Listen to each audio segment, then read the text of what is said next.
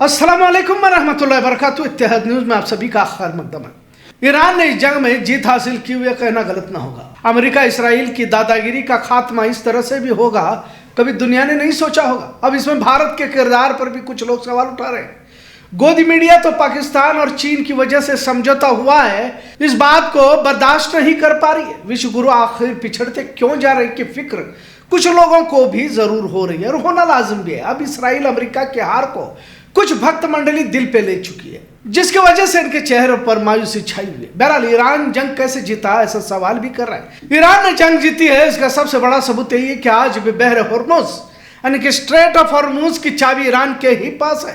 पर सवाल ये भी उठना लाजिम हो जाता है कि क्या वाकई समझौता या मुआहदा तवील अरसे तक चल पाएगा। कल रात यानी भारत के वक्त के मुताबिक सुबह 5:30 बजे के करीब पाकिस्तान के वजीर आजम शहबाज शरीफ ने ट्वीट के जरिए ऐलान किया गया।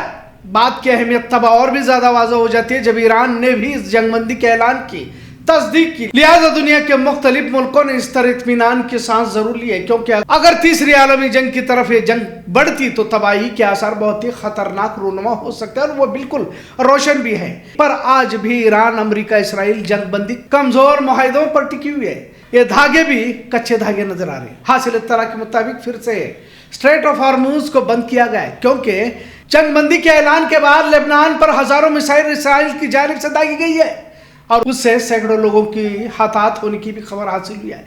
लिहाजा जंगबंदी का मुआहदा क्या वाकई एक संजीदा इक़दाम है? वैसे तो ईरान और अमेरिका ने पाकिस्तान का शुक्रिया अदा किया हुआ है, पर इसमें असल चीन ने अहम किरदार निभाया है। लेकिन सामने तस्वीर पाकिस्तान की है। जो भी हो, पर जंगबंदी के बाद भी कुछ सवाल सामने हैं जो अब तक उनके जवाब ढूंढना जरूरी है। ईरान ने इस जंग को अपनी जीत साबित की है, वही अमेरिका खामोश इख्तियार किए हुए। हमले तो रुके हुए हैं, पर लेबनान पर हुआ हमला क्या जंगबंदी मुआहदे को खत्म कर सकता है? ईरान ने जंग तो जीत ली है, पर अमेरिका ने 10 जंगबंदी की शर्तों में से 3 शर्तों की खिलाफ वर्जी की है, जिसमें सबसे बड़ा ये लेबनान पर हमला कहा जा सकता है। हमला जंगबंदी के बावजूद था।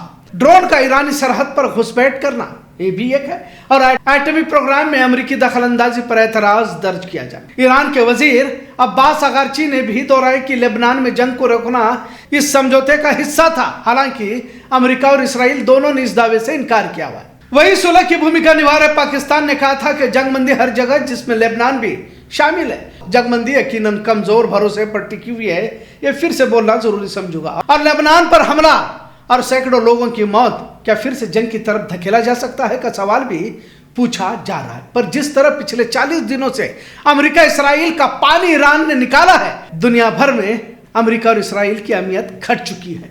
नाटो की तरफ अमेरिका इसराइल मदद पूछते रहे, पर किसी ने इनकी मदद नहीं की। दुनिया का बदलता मंजरनामा अब नई सुपर पावर की तरफ इशारा कर रहा है। अमेरिका इसराइल ने अलग अलग हरबों के जरिए ईरान को डराने की कोशिश की, यहां तक शिया सुन्नी तफरका भी बढ़ाने की कोशिश हुई।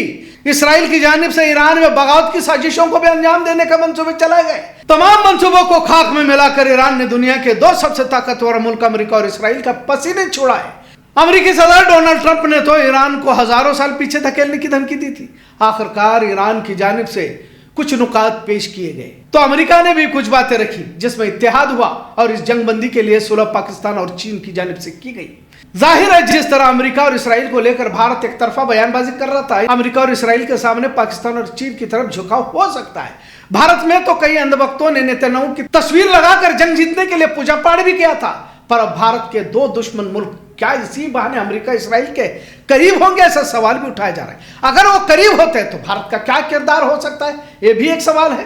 विपक्ष की जानिब से भारत की गलत विदेशी नीति पर एक बार फिर मजम्मत की जा रही है। ईरान को जिस तरह अमेरिका इसराइल ने हल्के में लिया था, अब सबसे ज्यादा बोझ उठाना पड़ रहा है। दुनिया को डिफेंस सिस्टम देकर दुनिया के मुख्तलिफ मुल्कों पर अपना कंट्रोल रखने वाले इसराइल अमेरिका दोनों ताकतवर होने के बावजूद ईरान पर जीत दर्ज करने में नाकाम हो चुके हैं और एक तरह से आलमी सतह पर शर्मिंदगी उठानी पड़ रही है। ईरान के सुप्रीम लीडर आयतुल्लाह खोमेनी की शहादत के बाद गिड़गिड़ाते हुए ईरान आ सकता है का ख्याल ट्रंप और नेतन्याहू का था, जो गलत साबित हुआ। जिस तरह से आसानी से वेनेजुएला के वजीर आजम को उठा लाया गया था, उसी तरह ईरान भी घुटनों पर आ जाएगा का ख्याल अब गलत साबित हो चुका है। अरब ममालिकों पर अपना कब्जा कर और डिफेंस सिस्टम मुहैया करने का भरोसा दिलाकर पेट्रोल को डॉलर में खरीदने का झांसा अब तक तो दिया जा रहा था, लेकिन अब हालात बदलते जा रहे हैं। स्ट्रेट ऑफ हॉर्मुज से कई जहाजों को इस बिना पर छोड़ा गया कि अब तेल की कीमत डॉलर से नहीं बल्कि चीनी करेंसी में चुकाएंगे।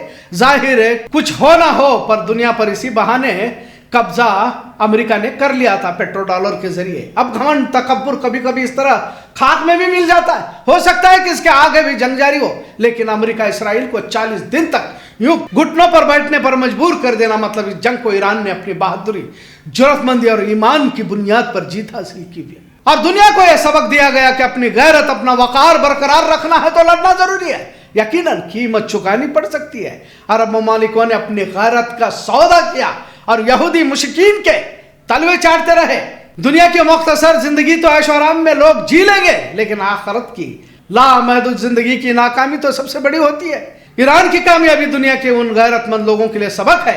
बहादुर और गैरतमंद लोगों की ही तारीख लिखी जाती है, बुज़दिलों पर लानत भेजी जाती है, और जिन्होंने भी ईमान का सौदा कर दुनिया की जिंदगी पर समझौता किया उन पर भी लानत भेजी जाएगी।